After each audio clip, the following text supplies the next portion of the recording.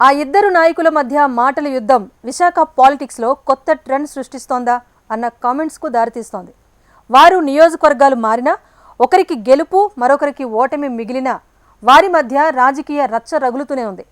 ఓడిపోయి పారిపోయావా, ప్రజలకు జవాబుదారీగా ఉండవా అంటూ ఓడిపోయిన నాయకుడిని రెచ్చగొడుతున్నాడంట సిట్టింగ్ ఎమ్మెల్యే.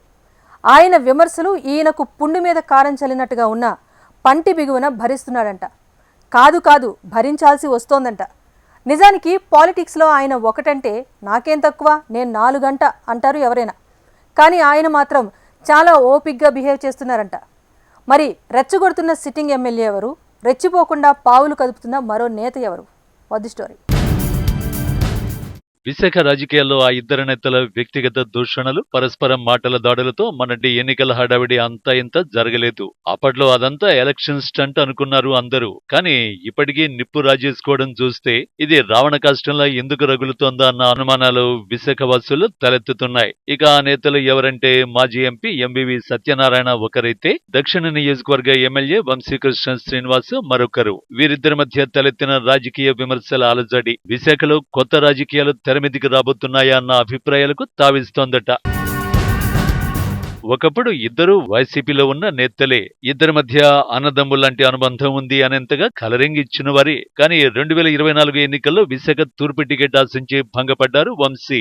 ఆ తర్వాత పార్టీ మారి జనసేన నుంచి టికెట్ తెచ్చుకుని దక్షిణ నియోజకవర్గ ఎమ్మెల్యేగా గెలిచారు. మరోవైపు ఎంవివి సత్యనారాయణ వంశీ ఆశించిన తూర్పు నియోజకవర్గం నుంచి పోటీ చేసి ఓటమి పాలయ్యారు. అయితే అప్పట్లో తనకు సీటు రాకుండా ఎంవివి ఆర్థిక బలంతో అడ్డుకున్నారని వంశీ నేరుగా ఎంవివిని టార్గెట్ చేశారు. అప్పటి నుంచి ఇద్దరి మధ్య పచ్చగడ్డి వేస్తే భగ్గుమనేలా వివాదాలు చుట్టుముట్టే. దీంతో ఎవరికి వారే యమునా తీరే అన్నట్లు అయిపోయింది.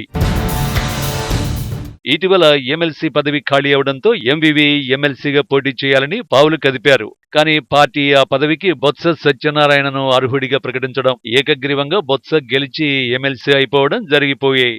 ఇక వైసీపీలో భవిష్యత్తు లేదని తేలడంతో ఎంవివి సైలెంట్ అయిపోయారు. దానికి తోడు వ్యాపార చిక్కులు కూడా మొదలు కావడం, భూ ఆక్రమణల ఆరోపణలతో రాజకీయాలకు దూరంగా ఉంటూ వస్తున్నారు. దాదాపు ఎంవివిని అందరూ మర్చిపోయారు అనుకుంటున్న సమయంలో ఎమ్మెల్యే వంశీకృష్ణ మళ్లీ ఎంవివిని టార్గెట్ చేస్తూ కామెంట్స్ చేయడం, ప్రెస్ మీట్లు పెట్టి మరీ ఎక్కడున్నావు, ఓడిపోతే ఓట్లు వేసిన ప్రజలకు సమాధానం చెప్పవా అంటూ సెటర్లు వేయడం చర్చకు దారితీస్తోంది.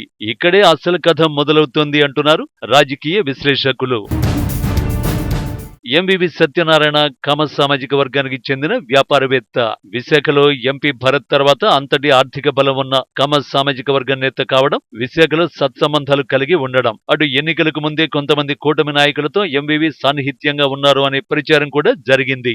ఈ క్రమంలో తన వ్యాపార సామ్రాజ్యం కోసమే ఎంవివి కూటమి వైపు చూస్తున్నారనే టాక్ నడుస్తోంది.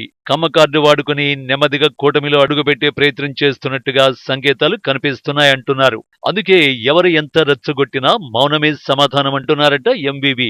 పైగా ఒకవేళ కూటమికి దగ్గరైతే ఈ నేతల్ని కూడా కలుపుకొని వెళ్లాల్సి ఉంటుంది కాబట్టి ప్రత్యర్థులు ఎంత వైలెంట్ అవుతున్నా ఎంవివి మాత్రం సైలెంట్ గానే ఉంటున్నారనే ప్రచారం జరుగుతోంది. సినిమా ప్రొడ్యూసర్ గా ఉన్న ఎంవివికి ఇండస్ట్రీ పరిచయాలతో పాటుగా మెగా కుటుంబంతో సాన్నిహిత్యం ఉంది. మరోవైపు ఎంపీగా పనిచేసి ఉన్నారు కాబట్టి కేంద్రంలో బీజేపీ లీడర్లతోనూ మంచి పరిచయాలు ఉన్నాయి. దీంతో కూటమి ఎంట్రీ వైపు ఎంవివి చూస్తున్నారనే ప్రచారం ఎప్పటినుంచో నడుస్తోంది.